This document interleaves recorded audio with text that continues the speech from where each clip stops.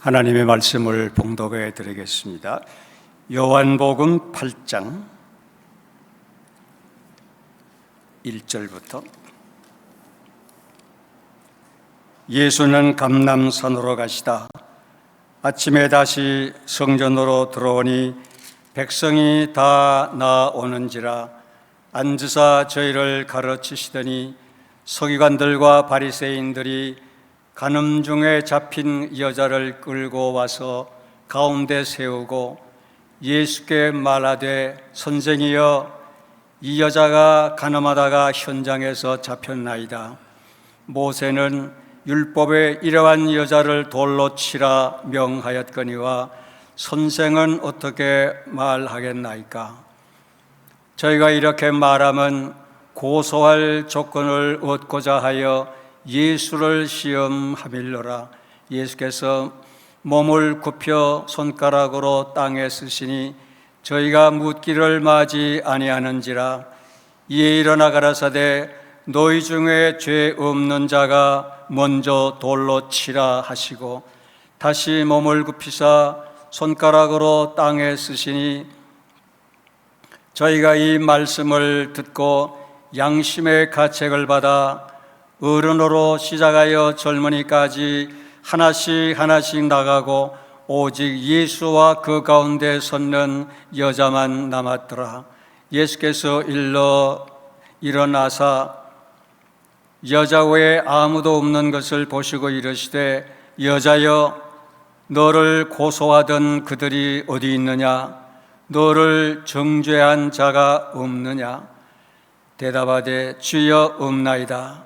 예수께서 가라사대 나도 너를 정죄하지 아니하노니 가서 다시는 죄를 범치 말라 하시더라. 아멘.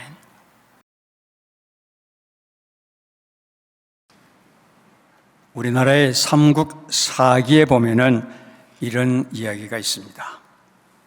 한 번은 조조가 동탁 암살에 실패를 하고 피해 다니는 중에 여백사의 집에 이르게 됐습니다. 여백사는 조조의 아버지 조숭의 친구니까 가면 나를 반겨주겠지 하고 여백사 집에 갔습니다. 그때 여백사는 시골에서 이제는 세상을 멀리하고 이 산골에 묻혀 사는데 조조가 오니까 얼마나 반가운지 버선발로 나아가서 조조를 맞았습니다.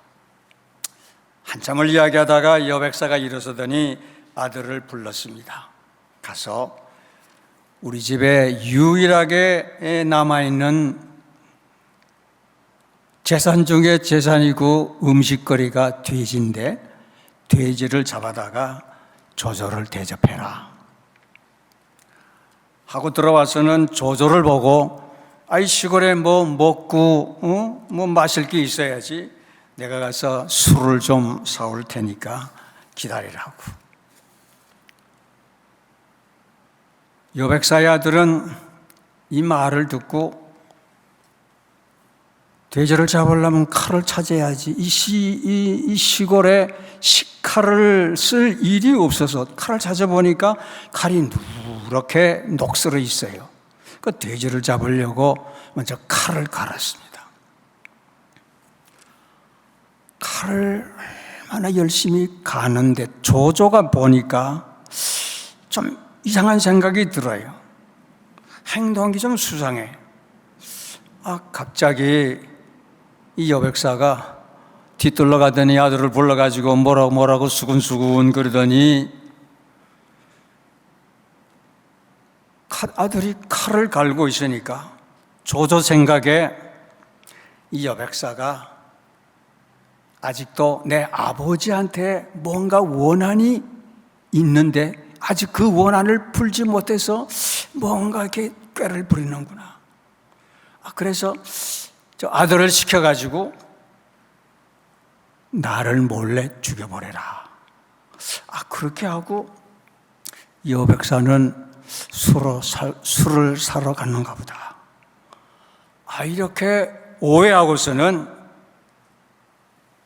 내가 너희놈들 잔꾀에 넘어갈까 보냐고. 그러고는 칼을 빼가지고 여백사의 아들을 그냥 칼로 쳐 죽여버렸습니다. 니놈의 손에 내가 죽을 줄 아냐. 그리고는 남아있는 식소를 전부 다 죽이고 술을 사가지고 돌아오는 여백사도 그냥 그 자리에서 칼로 쳐서 죽여버렸습니다. 순식간에 여백사의 온 집안이 피바다가 되어버렸습니다. 온 식구가 몰살을 당했어요. 이건 순전히 조조의 오해 때문에 일어난 비극이었습니다. 조조가 생각을 잘못했기 때문에 생긴 비극이었어요. 여러분, 오해란 이런 엄청난 결과를 가져올 수도 있습니다. 오해는 무서운 비극을 낳을 수 있어요. 오해하지 말아야 됩니다. 오해는 아주 나쁜 처사를 불러일으킵니다. 성경에도 오해한 사건들이 꽤 있어요. 창세기 39장에 보면은 요셉이 애굽아에게 보디발 집에 팔려갔을 때 보디발의 아내가 요셉을 보니 요셉이 너무 준수해, 너무 미남이야. 유혹했습니다. 요셉을 성희롱을 했어요. 그때 요셉은 주인님이 집안일 모든 걸 다 나한테 맡겼지만 당신은 아니야. 당신은 주인의 아내잖아요.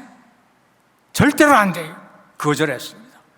그래도 이 여인이 요셉의 옷을 벗기면서 강요하니까 요셉이 옷을 벗긴 채로 그만 도망을 갔습니다. 그랬더니 여인이 여봐라, 저 히브리 청년이 나를 희롱했다. 내가 안 된다고 소리를 치니까 저 청년이 저렇게 도망치고 있다. 청년을 잡아라. 그래 잡아서 감옥에 쳐넣어버렸습니다. 여러분, 오해는 참으로 무서운 것입니다. 오해는 사랑하는 사람과 헤어지게도 하고 범죄케도 하고 가족을 죽일 수도 있습니다. 자살할 수도 있고 원수가 되게 할 수도 있고 상대를 깡그리 망칠 수도 있습니다. 그러니까 오해해서는 안 돼요. 오해는 버려야 됩니다. 오해라는 것은 그릇되게 해석하는 것이잖아요. 뜻을 잘못 아는 거예요. 잘못된 추측이 오해입니다.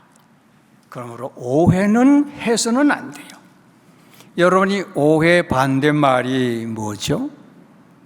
오해 반대말, 오해한다 반대말이 이해한다는 말이죠. 이해한다는. 저는 이 이해라는 말을 참 좋아해요. 영어로 understanding.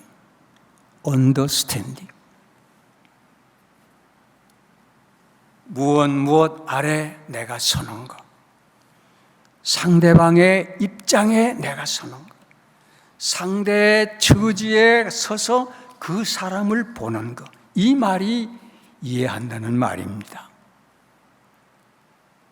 그래서 상처 입은 사람을 찾아가서는 어깨를 툭툭 찌면서 내 널 이해해.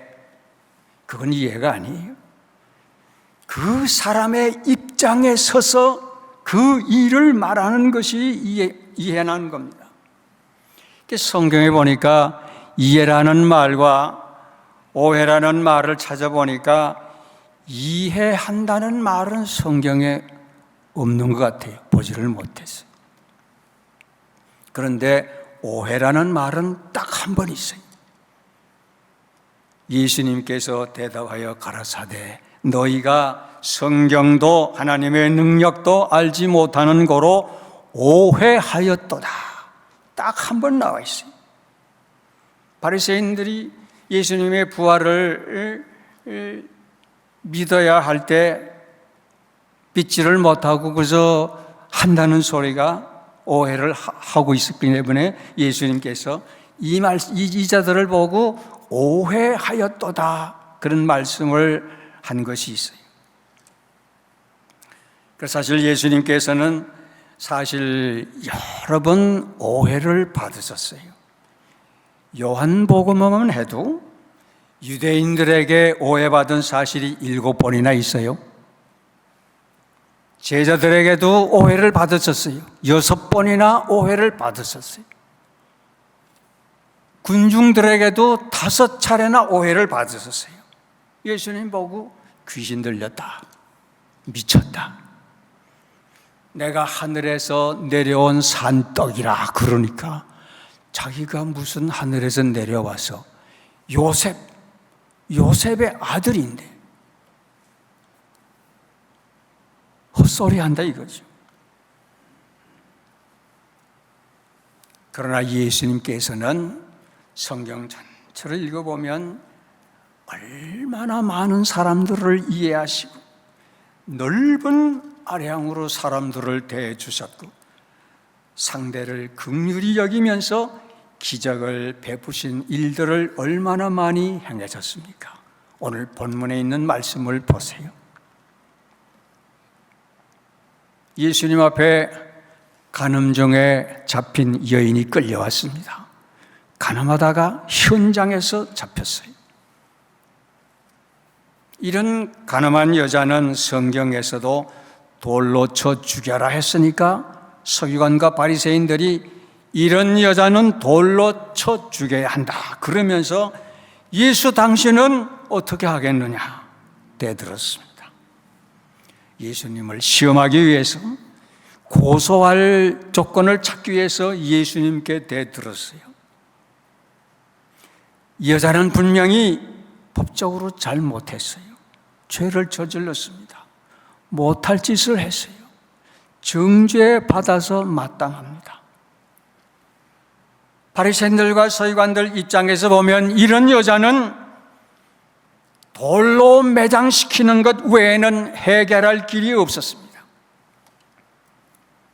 성경 신명기 22장에 보면은 간음한 자는 남녀를 돌로 쳐 죽여라, 이런 말씀이 쓰여져 있으니까 여기에 분명히 보세요. 간음한 여자 아니에요. 간음한 남녀를 그랬어요. 남녀를 돌로 쳐 죽여라.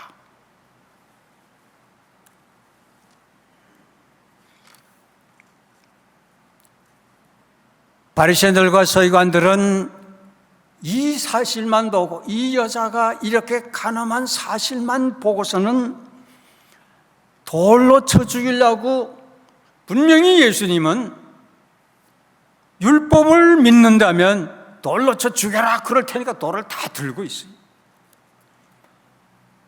그런데 예수님께서는 이 여자의 입장에 서서 이 여자를 보셨습니다. 이 여자가 왜 이런 지경에 빠지게 됐을까?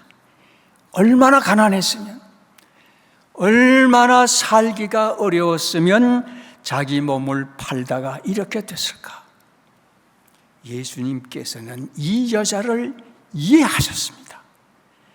이런 죄는 여자만 짓는 것이 아닌데, 돌 들고 치려는 저들이 사실은 더 많은 죄를 짓고 있는데, 권력가들이, 권세 있는 자들이, 돈 많은 자들이 이런 죄를 더 많이 짓고 있는데, 이 여자는 얼마나 힘이 없으면 이렇게 끌려왔을까? 이 여자의 입장에서 보시니까 돌로 치라 할 그런 처지만이 아니었습니다. 그래서 예수님께서 말씀하시기를, 너희 중에 죄 없는 자가 이 여자를 돌로 쳐라. 너희 중에 죄 없는 자가 이 여자를 돌로 치라. 그러니까 돌든 사람들 중에 이런 죄 안 지은 자가 아무도 없었어요. 다 이런 죄를 짓고 있었으니까 돌을 놓고 다 가버렸습니다. 다 사라졌어요. 저희가 양심의 가책을 받아 다 가고 이 여자만 남았습니다. 주님께서 말씀하시기를 나도 너를 정죄하지 아니하노니 가서 다시는 죄를 짓지 말라. 그러면서 그 여자를 살려주셨습니다. 예수님은 이 일을 이해하시고 이 여자의 입장에서 보니 이 문제 해결의 길이 열렸습니다. 물론 예수님께서 이 여자의 입장을 모르시고 상황도 모르고 바리새인들과 서기관들의 기세만 보시고 피할 길을 찾다가 그러신 것이 아니에요. 예수님 다 아셨습니다. 다 아셨지만 이 여자를 전혀 이해하지 못하고 결과만 보고 율법만 보고 해치려니까 예수님께서 이 길을 택하신 것입니다. 먼저 이해하는 길, 이 여자의 입장에 서서 이해가 앞서야 됩니다. 이 말씀은 이해하면 모든 문제 해결이 여기에 있다는 사실을 우리에게 보여주고 있습니다. 지금 보면 큰 교회든지 작은 교회든지 문제가 없는 교회가 없습니다. 다 문제가 있어요. 교회뿐만 아니라 이 사회, 정치계, 경제계, 교육계, 체육계, 또 국제 간에 얼마나 문제들이 많습니까? 가정에도, 직장에도, 학교에도, 심지어는 친구지간에도, 부모, 자식 간에도, 부부 사이에도 문제가 다 있습니다. 문제가 없는 곳은 세상에 하나도 없어요. 그런데 문제가 일어나면 먼저 넓은 마음을 가지고 이해부터 먼저 해야 됩니다. 상대방의 입장을 먼저 생각하고 상대방의 입장에 서서 말을 할 줄 알아야 됩니다. 제가 신학교를 다니다가 첫여름 방학이 되어서 집으로 왔습니다. 어머님께서 아들이 온다고 닭을 여러 마리 키워서 두었습니다. 어느 날 주일날 아침인데 어머님이 닭을 잡으려고 닭집에 가니까 닭이 한 마리도 없어요. 간밤에 닭도둑이 닭을 다 훔쳐가 버렸어요. 어머님이 놀래서 이 닭 용이가 오면 잡아주려고 키웠는데 닭을 다 도둑 맞았으니 얼마나 분하겠어요. 얼마나 억울해 하시는지 저를 부르더니 간밤에 닭을 다 훔쳐갔어. 나 빨리 가서 그 마산에 장군동 시장에 가면은 아마 훔친 놈이 닭을 거기서 팔고 있을지 모르니까 빨리 가서 찾아보라고. 어서 가서 닭을 찾아보라고. 저를 보고 그러길래 엄니 오늘은 주일이잖아. 주일날 교회 가야지. 닭 잃어버렸다고? 신학생이 주일날 닭 찾으러 가라니. 어머니 그때 집사였거든. 집사가 무슨 그런 말을 다 아냐? 그러면 제가 방에 들어가 버렸어요. 그리고 교회 갔다가 오니까 어머님은 교회도 안 가시고 방에 누워 계세요.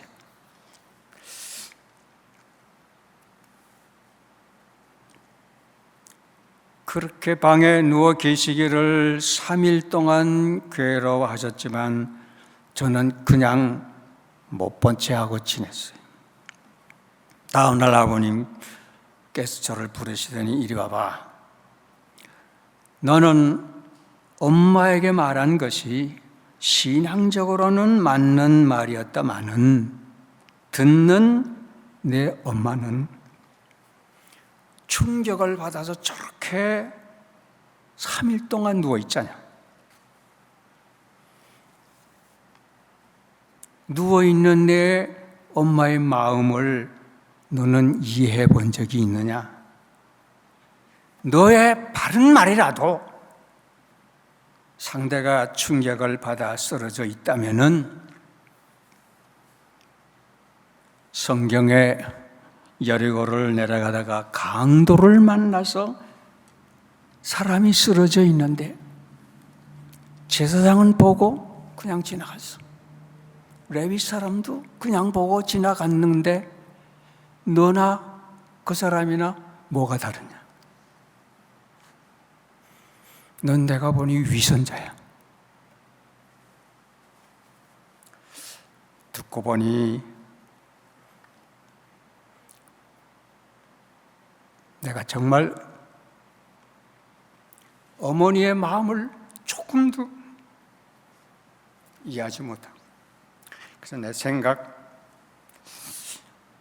내 의견을 말한 게 큰 잘못된 사실을 깨달았어요. 그래 어머님 앞에 무릎을 꿇고 빌었습니다. 어머니, 내가 잘못했어.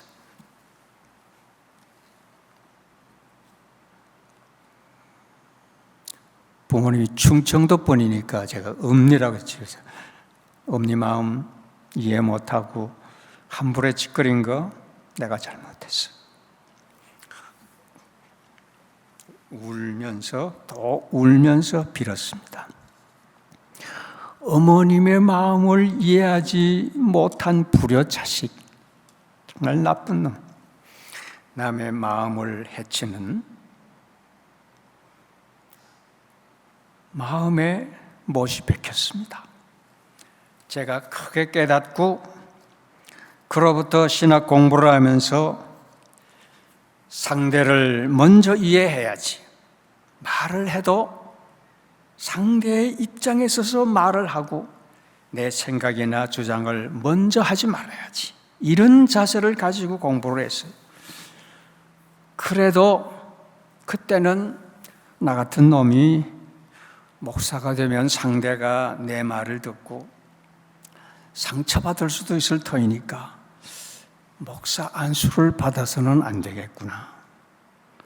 그렇게 생각하고 졸업을 했는데 목사는 안 하고 다른 길로 나갈까 하다가 제가 신학교 졸업반 때 목회를 잘 하시고 교회를 잘 섬기는 유명한 목사님을 방문해서 목회 경험을 얻는 시간을 가졌습니다. 졸업생들이 구를 나누어서 전국에 있는 목사님 찾아가서 목회, 실습 목회 경험을 이제 듣기로 돼서 저는 그때 이 광주 중앙교회를 심우하는 정규호 목사님 계시는 곳에 갔댔습니다. 목사님 그때 말씀을 이렇게 하셨어요. 나는 당회나 재직회 때 무슨 안을 내놓으면은 꼭 의를 달고 반대하는 사람이 있어요. 그럴 때 저는 반대 의사나 의의를 제기하면 그래요? 그것까지 미처 생각을 해보지를 못했네요. 예, 좀 더 기도해보고 다음에 다시 논의하십시다. 그 사람의 말을 이해하고 다시 논의해서 그 일을 이루어 나갔지, 한 번도 내가 과격하게 밀고 나가거나 아니면 내가 포기하거나 물러선 적이 없다고 그러십니다. 이해해줘. 먼저 내가 이해를 해야지. 한 발 물러나 당장 그 자리에서 끝내지를 말고 화내지 말고 이해해 가면서 일을 처리해 나간다고 그러셨어요. 참 좋은 목회 방식이다 생각했어요. 나도 저렇게 목회를 해야지 결심을 했습니다. 그리고 목사가 된 후에 군목으로 3년 우리 나장로님이 같이 계셨던 서울 신현교회 부목사로 5년 또 서울 광연교회에서 교회를 새로 크게 짓고 10년간 목회하면서 이해하는 목회로, 이해하는 그런 역사로 교회 일을 감당해 왔댔습니다. 이민 와서 세크라멘토 중앙장로교회에서 23년 목회하면서 역시 이해하는 목회, 교인들을 먼저 이해하고 이해하는 신앙으로 힘써왔습니다. 제가 PCA 미국 장로교 한인교회 협의회 총회장이 돼서 특강을 했을 때도 제목이 이해하는 목회로 특강을 하기도 했습니다. 남의 실수나 무슨 사건을 처리할 때, 무슨 일을 당할 때 먼저 남의 입장을 먼저 생각하고, 대화할 때는 내 주장보다는 남의 입장에 서서 말하는 이런 자세로 목회를 했습니다.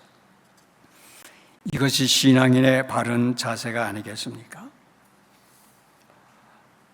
또 세크라멘토에서 목회할 때 이 영어권 우리 교인들이 점점 많아져서 영어권 목사님을 모시게 됐어요. 그래서 영어권 이제 따로 예배를 볼 정도로 목사님이 잘 하셨는데, 얼마 지나니까 저를 보고 그래요. 목사님, 나는 EM 목사는 아닙니다. 나도 담임 목사입니다. 담임 목사는 당회장이 있으니까 나도 당회장입니다. 그래요? 교회 당회장이 둘 될 수가 있나? 저는 저번 교회 부목사로 있을 때 담임 목사님한테 당했기 때문에 이번에는 절대로 안 당할 겁니다. 저도 담임 목사입니다. 당회장입니다. 그래서 그래요. 그러면 당회장 하세요. 담임 목사 하세요. 그래, 한 교회 안에서 영어권하고 우리 한인권하고 같이 예배를 보진 않고 따로 봤으니까 담임 목사가 둘, 당회장 둘, 그렇게 교회를 해왔는데 얼마 지나니까 영어권 교인들, 그 부모들 다 데리고 1km도 안 되는 곳에 가서 교회를 시작했어요.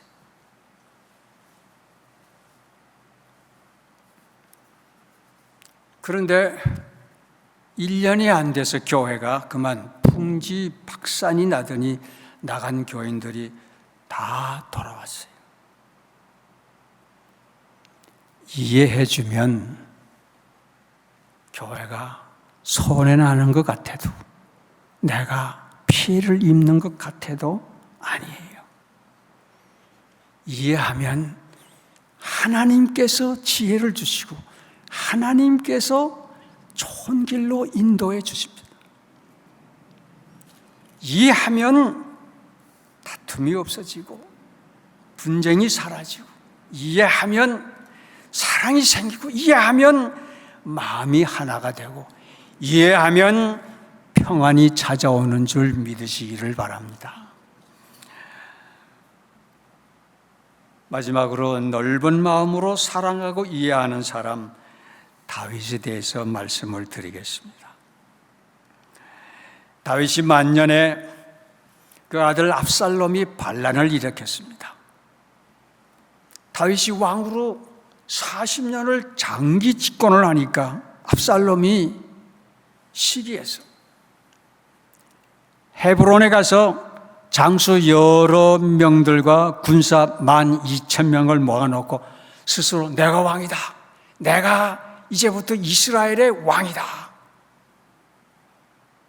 그러니 이제 예루살렘을 공격하자, 예루살렘은 다윗이 있으니까 공격하자, 소위 말하면 혁명을 일으켰습니다.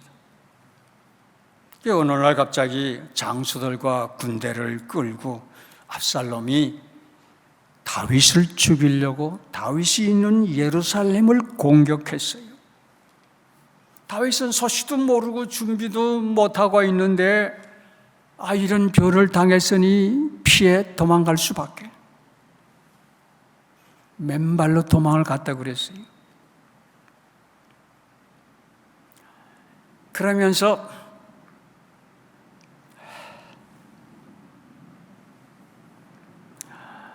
다윗은 군사 몇 명과 장수 얼마 하고 이들만 데리고 요단으로 피난을 갔는데, 압살롬은 이번 혁명의 목표는 다윗이야.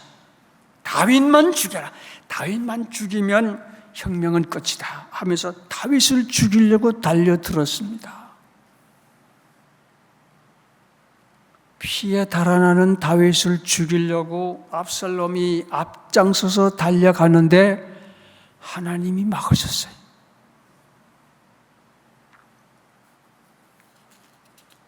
압살롬이 다윗을 죽이려고 달려가는데, 나귀를 타고 가는데 큰 상수리나 밑을 지나가는데 머리를 그때는 아마 이렇게 해가지고 묶었던 모양 같아요. 이것이 상수리 나무에 걸려서 다윗을 잡으러 가다가 나귀는 빠져나가고 압살롬은 나무에 대롱대롱 달렸습니다. 이걸 보고 다윗의 군사가 압살롬을 칼로 그냥 여지없이 죽였습니다. 압살롬이 죽었다는 소리를 듣고 도망가던 다윗이 얼마나 마음 아파하는지. 웬만하면은 100이면 100, 저런 놈, 배은망덕한 놈, 아비를 죽여서 자기가 왕이 되겠다고 하는 저런 놈, 죽음 마땅하다 그럴 터인데도 다윗은 그러지도 않았어요. 다윗은 피해 도망가면서도 하는 말이, 너희들이 압살롬과 싸우되 압살롬은 죽이지 말라. 압살롬은 내 아들이야. 압살롬은 죽이지 말라. 그런데 그런 압살롬이 죽었으니까 다윗이 얼마나 마음 아파하는지 슬픔을 이루 말할 수가 없었어요.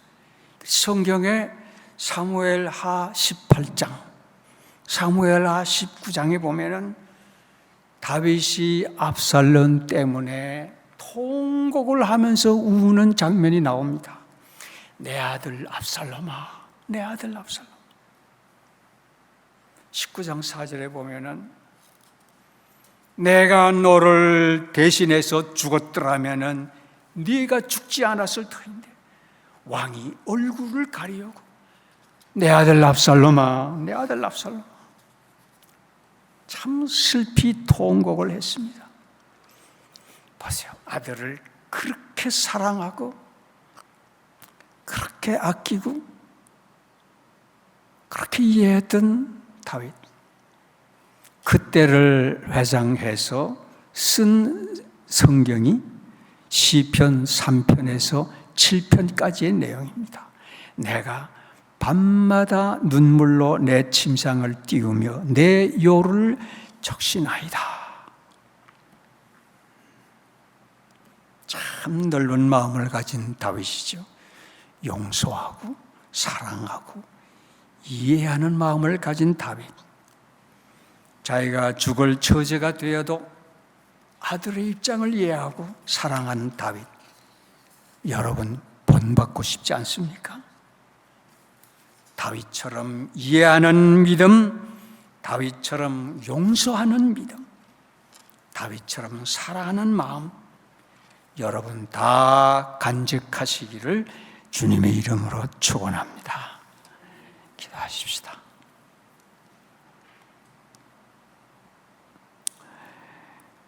의로우신 주님, 우리를 이렇게 어려운 처지에 놓여 있지만 이해해 주시는 주님, 진실로 감사를 드립니다. 자격 없는 자가 차를 몰고 온 시내를 달렸으나 아무 사고 없었다고 말하는 운전자처럼 이 종도 자격 없는 자가 일생을 주의 일 하다가 별 사고 없었다고 말하는 이 종을 주님 용서하여 주시옵소서. 양떼를 먹이노라 애를 썼으나 양의 마음을 모르고 내 마음대로 양떼를 먹이니 죄인을 주여 사하여 주시옵소서. 주님의 자비를 바라봅니다. 주님의 인자함과 긍휼을 기다립니다. 주의 넓으신 마음이 이해해 주는 부드러운 손길로 종과 우리 성도들을 감싸 주시옵소서. 하나님, 우리 성도를 항상 품에 안아 주시기 원하옵나이다. 하나님은 아프게 하시다가도 싸매어 주시며 상하게 하시다가도 그 손을 고치신다고 하셨사오니 아파하는 우리 성도들 싸매어 주시옵소서. 상한 심령 고쳐 주시옵소서. 성도들에게, 우리 성도들에게 넓은 마음, 이해하는 마음, 이해하는 믿음을 허락하여 주시옵소서. 믿는 자에게는 능치 못한 일이 없다고 하셨사오니 우리 성도들에게 태산 같은 믿음을 허락하여 주시옵소서. 항상 기뻐하며 항상 기도하며 항상 감사하라고 말씀하셨사오니 우리 성도들에게 항상 감사할 일이 있게 하여 주시옵소서. 기쁜 일이 있게 하여 주시옵소서. 하나님 앞에 기도의 열정을 더하여 주시옵소서. 온 성도들 만세 반세 위에 서서 주님을 이전보다도 더 사랑하며 성도들을 더 사랑하며 교회를 위해서 더 충성할 수 있는 성도들 되도록 인도해 주실 줄 믿사옵고 예수님의 이름으로 기도하옵나이다. 아멘.